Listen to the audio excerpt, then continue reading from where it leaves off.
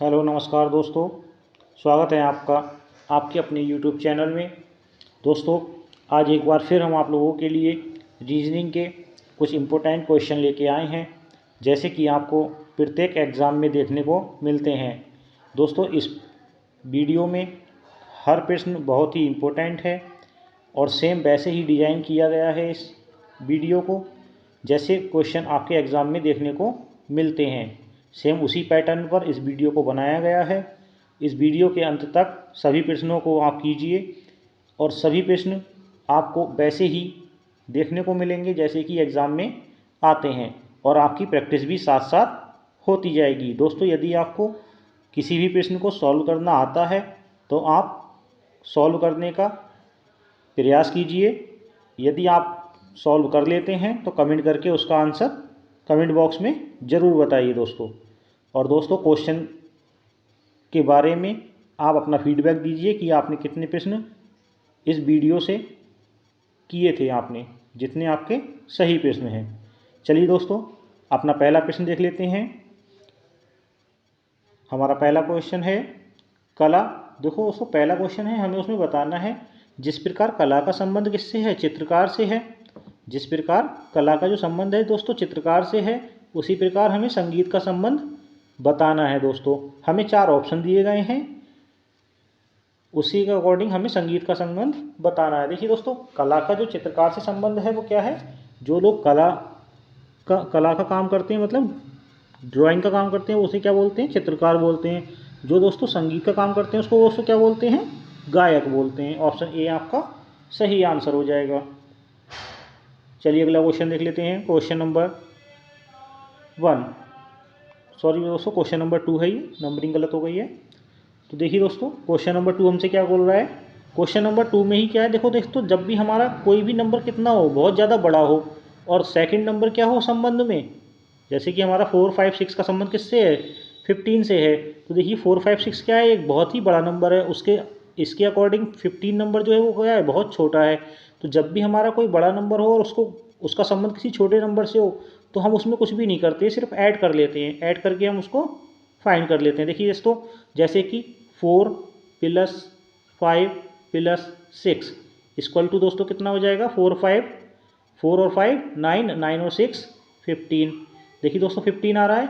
ठीक उसी प्रकार 7, 8, 9 का संबंध हम ज्ञात कर लेंगे। तो देखिए दोस्तों 7 + 8 + 9, तो कितना हो जाएगा दोस्तों, 7 और 8 15, 7 और 8 15, 15 और 9 24। यानी कि हमारा जो जिस प्रकार हमारा 4, 5, 6 का संबंध किससे है, 15 से है, ऐसे ही 7, 8, 9 का संबंध हम बता देंगे दोस्तों। तो 7, 8, 9 का संबंध किससे हो जाएगा, 24 से। यानी कि ऑप्शन डी आपका सही आंसर हो जाएगा दोस्तों। चलिए अगला क्वेश्चन देख लेते हैं। Question number 3।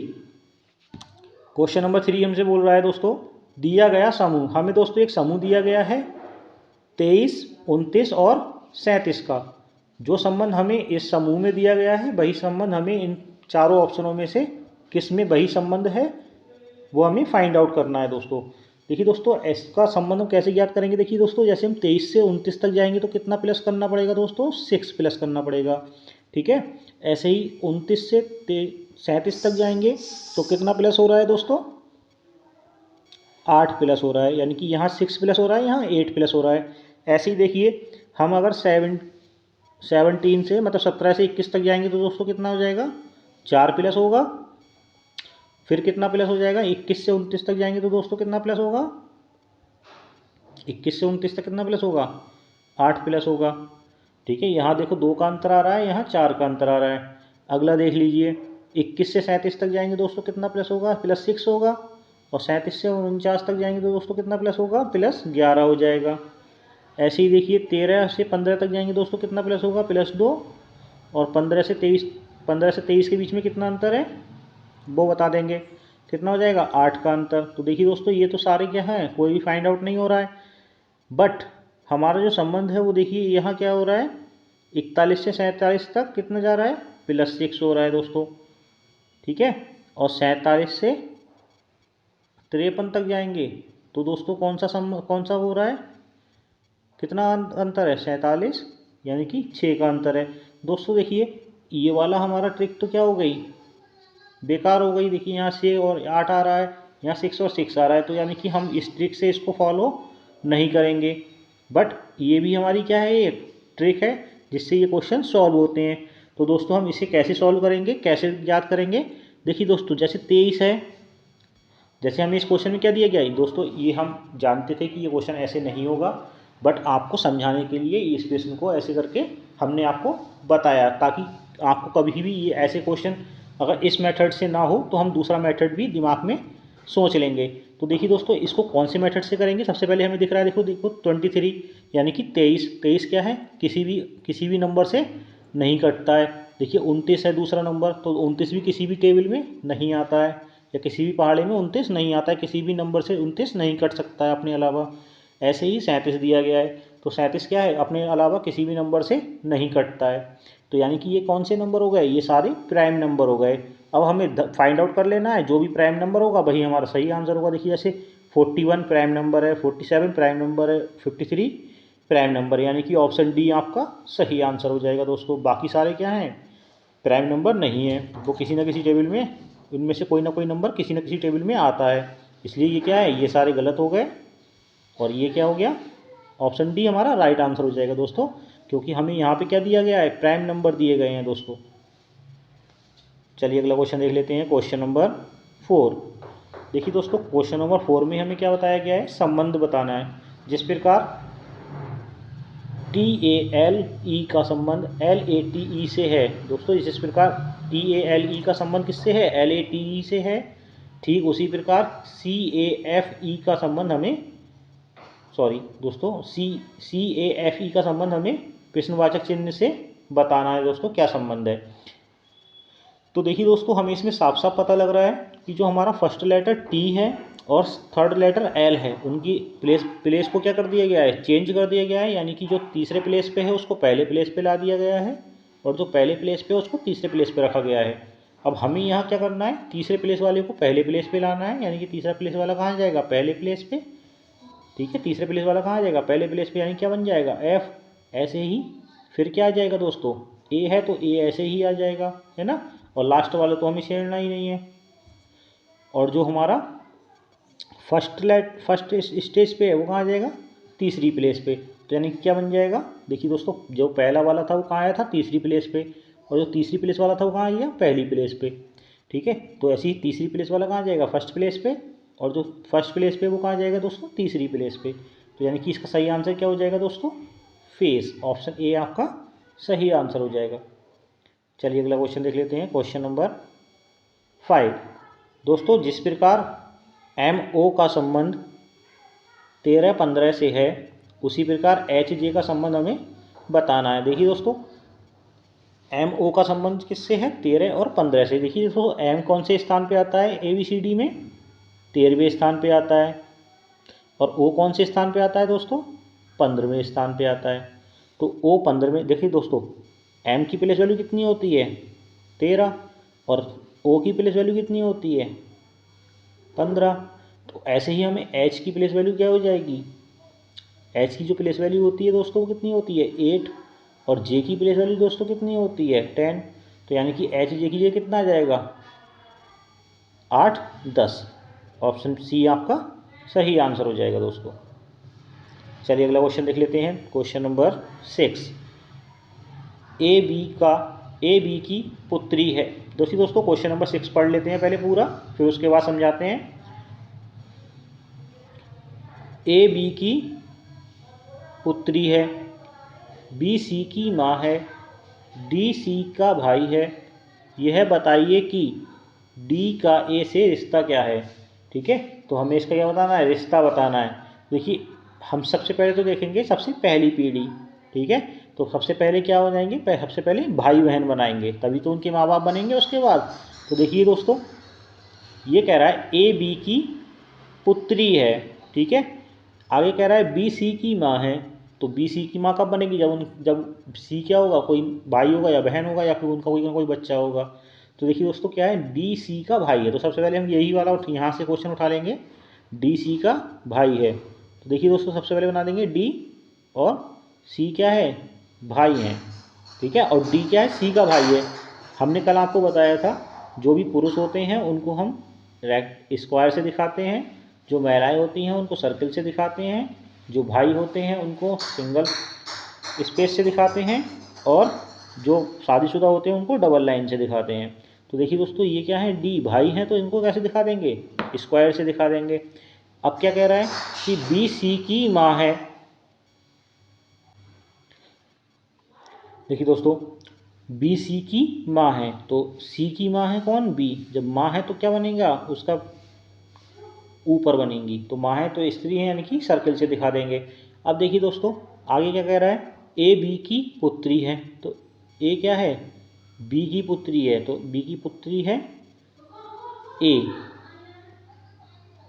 ए कौन है, बी की पुत्री है, तो पुत्री है तो पुत्री तो नीचे बनेंगी, तो पुत्री कहाँ हो गई, ए क्या हो गई, बी की पुत्री। पुत्री है तो यानी कि लेडीज है, तो ये यानी कि जब ये इनके भाई हैं, जब इनकी पुत्री हुई तो ये भी तो इनकी बहन होगी। तो यानी कि अब इनसे पूछ रहा है डी का ए से रिश्ता क्या है। डी का जो ए से रिश्ता है, तो देखिए दोस्तों डी और ए दोनों क्या हैं, भाई बहन हैं, है ना। तो डी का ए से रिश्ता डी का बताना है, तो हम क्या हो जाएगा, बता देंगे भाई है। चलिए अगला क्वेश्चन देख लेते हैं दोस्तों, क्वेश्चन नंबर 7। दोस्तों यदि आपको किसी भी प्रश्न को समझने में प्रॉब्लम होती है तो आप कमेंट करके हमें बताएं, हम उस क्वेश्चन को अगले वीडियो में दोबारा से समझा देंगे। दोस्तों सभी क्वेश्चन आप ध्यानपूर्वक देखें, और यदि आपको प्रश्न अच्छे लगते हैं तो हमारी वीडियो को लाइक कीजिए और चैनल को सब्सक्राइब कीजिए। चलिए दोस्तों क्वेश्चन नंबर 7 देख लेते हैं। यदि देखिए दोस्तों क्वेश्चन नंबर 7 कह रहा है, यदि स्टार का अर्थ जोड़ना है, परसेंटेज का अर्थ घटाना, डॉलर का अर्थ गुणा और एट द रेट का अर्थ भाग है, तो हमें एक जो है समीकरण दी हुई है उसका हमें उत्तर फाइंड करना है, ठीक है।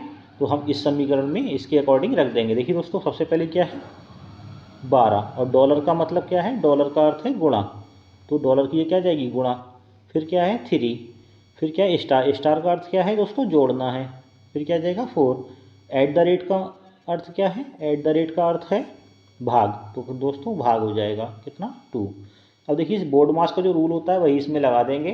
तो बोर्ड मास का रूल क्या होता है, पहले डिवाइड होता है तो 2 2 जा 4, 2 आ जाएगा, प्लस फिर क्या होता है मल्टीप्लाई, 12 3 कितना हो जाएगा 36, ठीक है। तो 36 और 2 कितना हो गया दोस्तों 38, तो 38 हमारा क्या हो जाएगा सही आंसर हो जाएगा, यानी कि ऑप्शन सी हमारा सही आंसर हो जाएगा।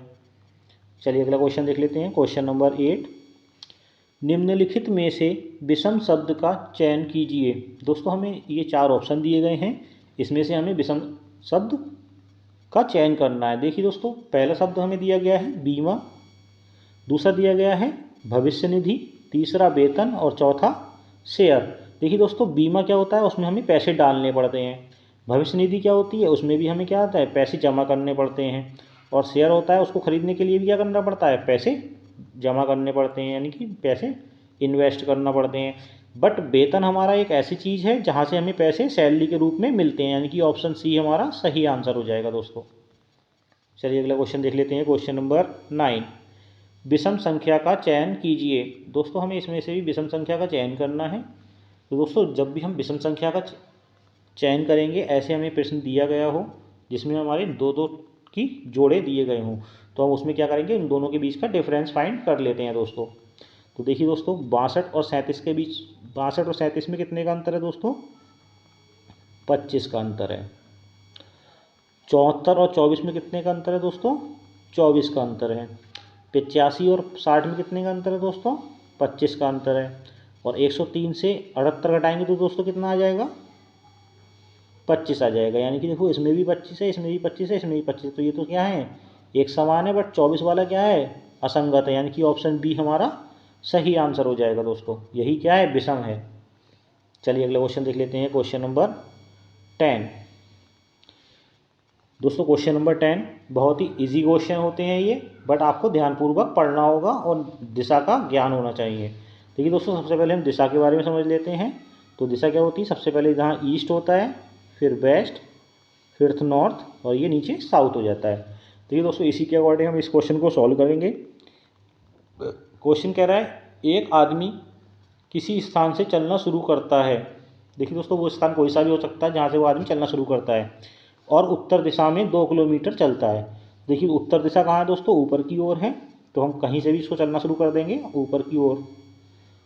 एक चीज़ और समझ लीजिए दोस्तों, जब जिस साइड हमारा तीर होगा तो हमारा ये जो कॉलम होगा ये, सॉरी दोस्तों, जैसे हमारा ये तीर है जिधर जाएगा, तो जो हमारा इधर जिस तरफ हमारा तीर का मुंह होगा उसका जो ये से ये होगा, ये लेफ्ट होगा, और ये क्या होगा दोस्तों, राइट होगा। ये हमें दिशा के बारे में अच्छी से तरीके से बता देंगे, लेफ्ट और राइट। देखिए दोस्तों हमसे कह रहा है कि उत्तर दिशा में 2 किलोमीटर चलता है, तो दोस्तों 2 किलोमीटर चल गया, उसके बाद वह दाएं मुड़ जाता है। अब देखिए दाएं मतलब राइट, तो वो राइट मुड़ जाता है दोस्तों। कितना चल जाता है राइट मुड़ के, 3 किलोमीटर चल जाता है। 3 किलोमीटर चलता है, उसके बाद वह बाएं मुड़ जाता है। तो दोस्तों बाएं, अब बाएं क्या मतलब लेफ्ट। अब हमारा तीर का कहाँ है, ये वाला साइड, यानी कि लेफ्ट हमारा ये हो गया, तो लेफ्ट में मुड़ जाता है। और कितना चलता है दोस्तों, 2 किलोमीटर। अब देखिए अब वो कह रहा है कि अब वह किस दिशा में चल रहा है। तो दोस्तों हमारी ऊपर की साइड में कौन सी दिशा होती है, नॉर्थ होती है, यानी कि उत्तर दिशा होती है। तो ऑप्शन डी हमारा सही आंसर हो जाएगा, उत्तर। चलिए अगला क्वेश्चन देख लेते हैं, क्वेश्चन नंबर 11। यदि परसों शुक्रवार था, देखिए दोस्तों ऐसे प्रश्न एग्जाम में अधिकतर पूछता है कि परसों सोमवार था तो 3 दिन पहले क्या होगा, या अगले आने वाले 4 दिन में के बाद चौथा दिन कौन सा होगा। ऐसे क्वेश्चन बहुत एग्जाम में पूछे जाते हैं। तो हमें कुछ भी नहीं करना है दोस्तों, जिस दिन के बारे में वो कह रहा है कि परसों शुक्रवार होगा, तो सबसे पहले हम उसी दिन को बना लेंगे दोस्तों, ठीक है। देखिए दोस्तों क्वेश्चन में कह रहा है हमसे यदि परसों शुक्रवार था, ठीक है, यदि परसों क्या था, शुक्रवार था। तो देखिए शुक्रवार को क्या कहते हैं दोस्तों, फ्राइडे कहते हैं, FRI बना देंगे फ्राइडे, ठीक है। अगर परसों हमारा शुक्रवार था, ठीक है, तो परसों शुक्रवार था यानी कि बीता हुआ दिन है, ठीक है, यानी कि किसकी बात हो रही है, वर्तमान की बात नहीं हो रही है, भूतकाल की बात हो रही है, मतलब निकला हुआ, मतलब जो पीछे निकल गया हमारा दिन। तो परसों शुक्रवार था यानी कि क्या, उसके आगे परसों शुक्रवार था तो एक दिन आज का, और ये कल परसों का दिन। देखिए परसों शुक्रवार था ना, 1 और 2, 2 दिन हो गए। तो अब ये क्या हो गया, कल परसों। देखो यहाँ पे अगर हम मान लो फ्राइडे, सैटरडे और संडे, ये क्या हो गया, संडे है। तो संडे से अगर हम कहें कि परसों था, तो परसों क्या, कल, और परसों, परसों क्या हो जाएगा, फ्राइडे, ठीक है। समझ में आ गई इतनी बात। अब आगे देख लेते हैं, तो आगामी परसों के दिन क्या होगा। तो आगामी परसों के दिन यानी कि कल और परसों, ये आने वाला है, ठीक है। ये हम पीछे जा रहे हैं और यहाँ से हम क्या जा रहे हैं, आगे की तरफ बढ़ रहे हैं। संडे, मंडे और ट्यूसडे, तो कल और परसों। तो आने वाला परसों तो ट्यूसडे हो गया, के बाद तीसरा दिन, परसों के बाद तीसरा दिन, यानी कि ये परसों हो गया हमारा। अब इसके बाद तीसरा दिन क्या होगा दोस्तों, तो ये मंगल हो गया, आगे का बुध, बृहस्पति और शुक्र। तो तीसरा दिन हमारा ये हो गया शुक्र, यानी कि ऑप्शन डी हमारा क्या, ऑप्शन सी हमारा क्या हो जाएगा, राइट आंसर हो जाएगा शुक्रवार। चलिए अगला क्वेश्चन देख लेते हैं, क्वेश्चन नंबर 12। लुप्त संख्या ज्ञात कीजिए। देखिए दोस्तों जब बहुत बड़ी संख्या हो और शुरू के लेटर एक समान हो, तो हम क्या करेंगे, लास्ट के लेटरों में अंतर का ज्ञान कर लेते हैं। तो देखिए दोस्तों जैसे कि 38, 38 से अगर 29 तक जाएंगे, देखिए दोस्तों 14, 14, 14, 14, ये तो सब में समान है। तो आगे आने वाली संख्या क्या होगी, वो भी कुछ ना कुछ होगी। तो जब फिर हम क्या करेंगे, ऐसा करते हैं पूरे को ही देख लेते हैं। देखो 1438 है, 1429 तक जाएंगे तो कितना माइनस करना पड़ेगा दोस्तों, -9 करना पड़ेगा। ऐसे ही 1429 से 1417 तक जाएंगे दोस्तों, कितना माइनस हो रहा है, तो दोस्तों 1419 से 1417 तक कितना माइनस हो रहा है, 12 माइनस हो रहा है। ऐसे ही 1417 से 1402 तक जाएंगे दोस्तों, कितना माइनस हो रहा है, 15 माइनस हो रहा है। तो ऐसे ही यहाँ पे कितना माइनस होना चाहिए, देखिए दोस्तों 9 से 12 जा रहे हैं, 3 का अंतर है, 12 से 15 माइनस हो रहा है, तो फिर कितना अंतर हो रहा है, 3 का अंतर। ऐसे ही यहाँ पे 3 का अंतर बढ़ जाएगा तो कितना हो जाएगा, 18, यानी कि यहाँ पे कितना माइनस होना चाहिए, 18 माइनस होना चाहिए। और जब इसमें से 18 माइनस होगा तो दोस्तों कितना बचेगा, अगर हम इसमें से 18 माइनस कर दें तो कितना बचेगा, तो आप माइनस करके देख लीजिए 18। देखिए 1402, 1402 में से 18 जाएगा, कितना बचेगा, इधर से इधर ढाई लेंगे 10, इधर से ढाई लेंगे 12, 12 में से 8 जाएगा कितना बचेगा 4, 4 बचेगा, इधर 9, 9 में से 1 जाएगा कितना बचेगा 8, इधर बचा 3, इधर बचा 1, 1384। तो 1384 हमारा सही आंसर हो जाएगा, ऑप्शन बी आपका सही आंसर हो जाएगा दोस्तों। चलिए अगला क्वेश्चन देख लेते हैं, क्वेश्चन नंबर 13। क्वेश्चन नंबर 13 दोस्तों, यदि क्वेश्चन नंबर 13 में दिया गया है यदि 26 बराबर कितना होगा, जेड बराबर कितना होगा 26, यानी कि ABCD में जेड की जो प्लेस वैल्यू होती है वो 26वें नंबर पे होती है। ऐसे ही जब हमें इसका नंबर हमें बताने का संकेत ये है कि हम इन सभी नंबरों को इनकी प्लेस वैल्यू के अकॉर्डिंग रख दें। तो एन की प्लेस वैल्यू कितनी होती है दोस्तों बताएं, 14, ई कितना होता है दोस्तों 5, और टी कितना होता है दोस्तों 20। तो 14 और 5 19, 19 और 20 39। देखिए दोस्तों ये फाइंड आउट हो गया। ऐसे ही हमें नट का निकाल लेना है। तो नट की जगह क्या रख देंगे, देखो एन की प्लेस वैल्यू कितनी होती है दोस्तों 14, प्लस यू की प्लेस वैल्यू कितनी होती है 21, प्लस और टी की कितनी होती है दोस्तों 20। तो कितना हो गया 14 और 1, 14 और 21 कितना हो गया दोस्तों 14 और 1 15 और 20, 15 20 35 और 20 55। तो दोस्तों ये कितना हो जाएगा 55। तो यानी कि ऑप्शन सी हमारा सही आंसर हो जाएगा। नट की जगह कितना आ जाएगा, नट का जो वैल्यू है कितनी है 55 है, यानी कि ऑप्शन सी हमारा सही आंसर हो जाएगा दोस्तों। चलिए अगला क्वेश्चन देख लेते हैं, क्वेश्चन नंबर 14। दोस्तों सारे प्रश्न बहुत ही इम्पोर्टेंट हैं, आप उन सभी प्रश्नों को ध्यानपूर्वक देखिएगा। यदि आपको प्रश्न आते हैं तो सॉल्व करके अपनी स्पीड को इन्हेंस करिएगा दोस्तों। स्पीड बहुत मैटर करती है एग्ज़ाम में। अगर आप अच्छी स्पीड से प्रश्न करेंगे तभी आप एग्ज़ाम को कंप्लीट कर पाएंगे, वरना आजकल मेरिट बहुत ही ऊपर जा रही है, बहुत ज़्यादा मेरिट आ रही है, इसलिए आपको स्पीड तो अपनी बढ़ानी ही होगी दोस्तों सभी प्रश्न बहुत ही इम्पोर्टेंट हैं और ऐसे ही प्रश्न आपको किसी भी गवर्नमेंट एग्ज़ाम में आपको देखने को मिलते हैं दोस्तों। चाहे आप रेलवे का एग्ज़ाम दें, चाहे रेलवे में IRPF का दें, चाहे ALP का दें, चाहे SSC का दें, चाहे SSC CGL का एग्ज़ाम दें, सभी एग्ज़ामों में ऐसे ही प्रश्न आपको देखने को मिलते हैं दोस्तों। चलिए दोस्तों क्वेश्चन नंबर 14 को देख लेते हैं। हमें एक शब्द दिया गया है, इस शब्द के प्रयुक्त अक्षर से नहीं बनाया जा सकता। ठीक है, हमें 4 ऑप्शन दिए गए हैं दोस्तों। जो हमें ये शब्द दिया गया है इसमें जो लेटर आए हुए हैं उन लेटरों का यूज़ करके कौन सा शब्द नहीं बनाया जा सकता। देखिए दोस्तों LIBERAL, देखिए दोस्तों इसमें L सिर्फ एक बार है और यहाँ पे L कितनी बार आया है 2 बार। तो यानी कि यही वो शब्द है जो इससे इनके लेटरों के इस शब्द के लेटर से नहीं बनाया जा सकता, क्योंकि इसमें L 2 बार आया है और यहाँ पे कितना है सिर्फ एक ही बार है। तो ऑप्शन ए हमारा क्या हो जाएगा, सही आंसर हो जाएगा लिबरल। चलिए अगला क्वेश्चन देख लेते हैं, क्वेश्चन नंबर 15। विषम शब्द का चयन विषम शब्द का चयन कीजिए। दोस्तों हमें विषम शब्द का चयन करना है, हमें 4 ऑप्शन दिए गए हैं, इनमें से हमें बताना है कि विषम जो इन चारों में से सबसे अलग कौन सा है दोस्तों।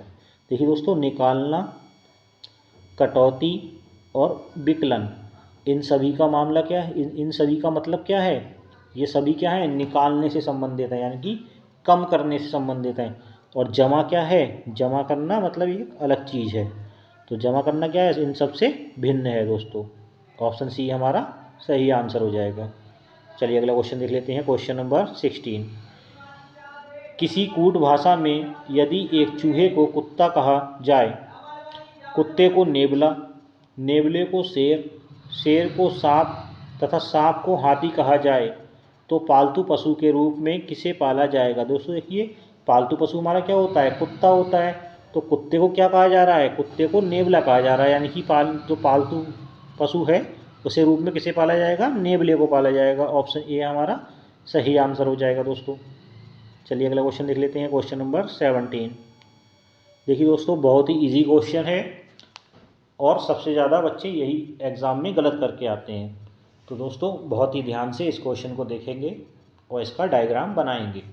देखिए दोस्तों हमें 2 कथन दिए गए होते हैं, सेम ऐसे ही प्रश्न आपको एग्जाम में देखने को मिलेगा।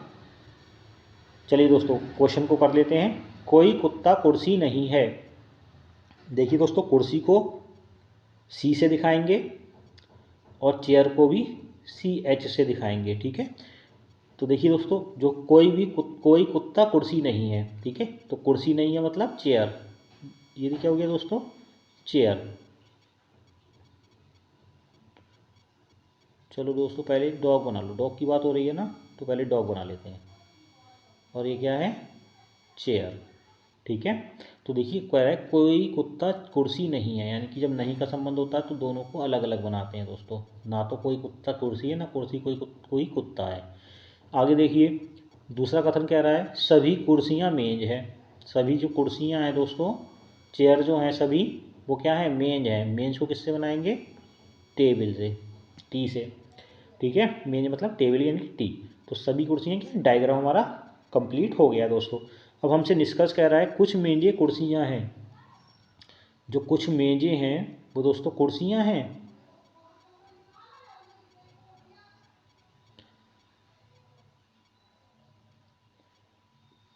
मेजें कुर्सियां, सही बात है दोस्तों। कुछ मेजें जो टेबल हैं वो कुर्सियां भी तो हैं, तो ये पहला सही हो रहा है। आगे कह रहा है कुछ मेजें कुत्ता हैं। कुछ मेजें कुत्ता हैं, तो दोस्तों हमारा जो संबंध है दूसरा भी फुलफिल हो रहा है। क्योंकि देखिए दोस्तों जब सिर्फ कुर्सियां, तो कुर्सियां नहीं है ना कुत्ता, बट टेबल तो हो सकती है, पॉसिबिलिटी है। आगे देखिए कुछ कुर्सियां कुत्ता है, तो कुछ कुर्सियां कुत्ता, ये गलत है दोस्तों, ये नहीं हो रहा है। कोई मेज कुत्ता नहीं है, कोई भी मेज जो है कुत्ता नहीं है दोस्तों, ये भी नहीं है, ऐसा भी नहीं हो रहा है, ठीक है। तो दोस्तों इसमें जो हमें निष्कर्ष दिए गए हैं वो कौन सा दिया गया है, आप कमेंट करके बताएं इसके अनुसार कौन सा जो है आंसर सही होगा। चलिए अगला क्वेश्चन देख लेते हैं दोस्तों। क्वेश्चन नंबर 18, अधिक भारी सिक्के अधिक मूल्य के होते हैं। राम का सिक्का मोहन के सिक्के से भारी है। और देखिए राम का सिक्का क्या कह रहा है कि राम का सिक्का जो है वो मोहन के सिक्के से भारी है। और सबसे पहले क्वेश्चन में कह रहा है अधिक भारी सिक्के अधिक मूल्य के होते हैं, ठीक है, तो ये तो एक अलग बात है। आगे देखेंगे राम का सिक्का मोहन के सिक्के से भारी है, तो राम का जो सिक्का है वो मोहन के सिक्के से भारी है, तो मोहन का सिक्का क्या होगा, हल्का होगा। तो हम अभी क्या बना देंगे, मोहन बना देंगे, मोहन और राम। तो मोहन का जो राम का सिक्का है वो मोहन के सिक्के से भारी है, तो भारी है तो ऐसे बना देंगे, ठीक है। तो किसका भारी है, राम का सिक्का भारी है मोहन के सिक्के से। और रमेश के सिक्के से अधिक मूल्यवान है, और रमेश के सिक्के से क्या है, अधिक मूल्यवान है। तो रमेश का सिक्का भी कहाँ बन जाएगा, यहाँ बन जाएगा, रमेश के सिक्के से अधिक मूल्यवान हो गया। नरेश का सिक्का राम के सिक्के से अधिक मूल्यवान है, तो नरेश का सिक्का उनसे भी, राम से भी और आगे बनेगा, तो अधिक मूल्यवान हो गया दोस्तों। लेकिन योगेश के सिक्के से हल्का है, लेकिन क्या है, योगेश के सिक्के से क्या है, हल्का है। तो दोस्तों योगेश के सिक्के से हल्का है, किसकी बात हो रही है, नरेश के सिक्के की बात हो रही है, तो योगेश का सिक्का और आगे बनेगा दोस्तों। आगे क्या कह रहे हैं, रमेश का सिक्का मोहन के सिक्के से महंगा है। जो रमेश का सिक्का है वो मोहन के सिक्के से महंगा भी है दोस्तों, सही है, महंगाई। तो सबसे मूल्यवान सिक्का किसका है, तो दोस्तों सबसे मूल्यवान सिक्का किसका हो गया, योगेश का हो गया। ऑप्शन सी आपका सही आंसर हो जाएगा दोस्तों, योगेश। चलिए अगला क्वेश्चन देख लेते हैं, क्वेश्चन नंबर 19, यदि ए का अर्थ 1, बी का अर्थ 2, सी का अर्थ 3, जेड का अर्थ 26, तो निम्नलिखित संकेतों का मान क्या होगा। देखिए दोस्तों सभी की प्लेस वैल्यू दी हुई है, तो उसी के अकॉर्डिंग हम क्या कर लेंगे, एम की प्लेस वैल्यू लगा देंगे। तो एम की प्लेस वैल्यू दोस्तों कितनी होती है, एम किस प्लेस पे आता है ABCD में, 13वीं प्लेस पे आता है, यानी कि 13 नंबर पे। गुणा बी कितने पे आता है दोस्तों, 200 दूसरे नंबर पे। और एल कितने पे आता है बताएं, एल की प्लेस वैल्यू क्या होती है, भूलो, बताओ एल की प्लेस वैल्यू कितनी होती है, कमेंट करके बताओ, चलो जल्दी से। एल की प्लेस वैल्यू तो कितनी होती है, 12 होती है, तो लिख देंगे 12। तो अब सबकी क्या कर लेंगे, पहले जो बोर्ड मास का रूल फॉलो होता है वो बोर्ड मास का रूल फॉलो कर लेंगे। 13 दूनी 26 और प्लस 12, तो दोस्तों कितने हो गए, 38। 38 हमारा क्या हो जाएगा सही दोस्तों, इसमें ऑप्शन में नहीं दिया गया है, हमारा जो आंसर है वो कितना होगा दोस्तों, 38 हो जाएगा। चलिए अगला क्वेश्चन देख लेते हैं, क्वेश्चन नंबर 20।